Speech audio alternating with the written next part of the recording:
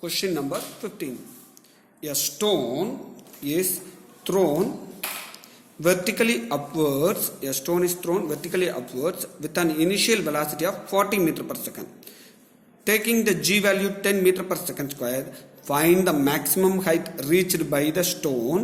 What is the net displacement and the total distance covered by the stone? So already we are completing this type of model in the previous videos itself. Again I will show to you. So as given in the question, the initial velocity of the stone vertically thrown upwards is 40 meter per second. As the stone is moving away from the earth's surface, the gravity value should be taken as a negative minus 10 meter per second square. Then the final velocity is at maximum height, the velocity of the body comes to rest. Hence we are taken that the final velocity is 0. So the maximum height can be calculated by using the equation v squared is equal to u squared plus 2gh. Then h which is equal to v squared minus u squared by 2gh. So final velocity is 0, initial velocity is 40 square, then 2 into g values minus 10 as the stone is vertically move upwards away from the earth's surface. By solving this one, we get an answer. The maximum height reached by the stone is 80 meter. So what is the total displacement? It is 0 because a stone is vertically thrown upwards and it will be comes down with the same position. So the starting point and the final point are same point. So there is a no displacement. Hence it is 0. But as it is move upwards, it covers a 80 meter. And it will again it covers 80 meter to reach the ground because the maximum height value we are found in the previous one is 80 meter. So 80 plus 80 is a 160 meter is a total distance travel. So the distance means actual path length of the body traveled. Displacement means the shortest distance between initial and final point. Here the initial and final point are the same points. Hence the displacement is 0. Then the distance covered is actual length traveled by the body. So understand the concept, students. Very simple concept and it will be easy for you. These are all the things we are again going to study in the 11th standard also. So now itself you have to understand the problem clearly. See the question number 17. A stone is allowed to fall from a top of a tower of height 100 meter.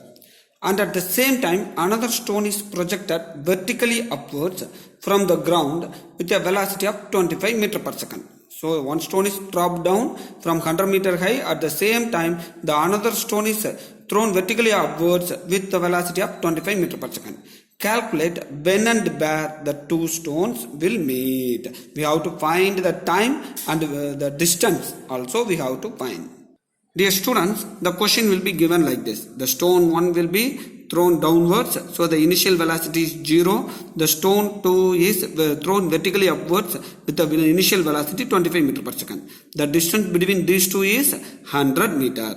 Let us assume that at this point these two stones will meet each other. The time is taken as a t. The distance is x.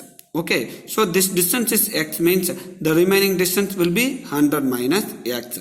We have to solve the equations of motion for stone 1 and stone 2 with the initial velocity and with the initial velocity with acceleration due to gravity. So for the stone 1, the initial velocity is 0 and the distance is 100 minus x. For the stone 1, the initial velocity is 0 and the distance covered before it colliding is 100 minus x. So what is acceleration due to gravity? We have to take that here it is a 10 meter per second square. As it is moved downwards, the g is positive. So the g is taken as a positive, that is plus 10 meter per second square. In this question we are assumed that instead of 9.8 we are taken as a 10 meter per second square. So S is equal to ut plus half at squared. A is the acceleration due to gravity, that g is taken as a positive because as the stone 1 will be falling downwards towards the earth's surface.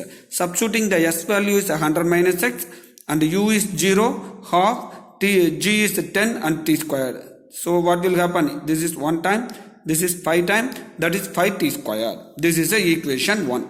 Okay, 5 t squared is equation 1. For the stone 2, the initial velocity is 25 meter per square. The distance is x, but g is negative because it will be moved against the earth gravity, away from the earth surface. So u is 25 meter per second, s is x meter, g is minus 10 meter per second square. By substituting s is equal to ut plus half gt squared, we have to u is 25 t. So time we didn't know that. We are assuming that the time is t alone. Then half into why it is g is minus. Yes, very good. The stone is moving upwards against acceleration due to gravity. We have to put minus t squared. So this is 1 time. This is 5 times. That is a minus 5 t squared. Substituting this x value here in this before stone equation 1, here x. So if you substitute this equation, we get 100 minus, instead of x, 25t minus 5t squared, which is equal to 5t squared. By solving this equation, we get an answer t is equal to 4 seconds. So this is a when and where. So when it will collide at 4 seconds. Where it will collide at a distance 100 minus x is equal to 5t squared.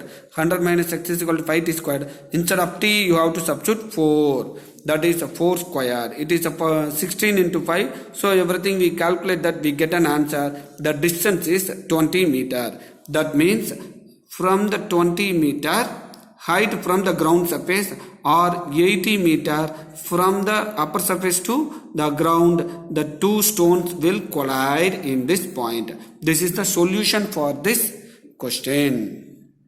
So understand the problem clearly. The drawing the diagram is not necessary, but for understanding concept very easily, we have to draw the model diagram.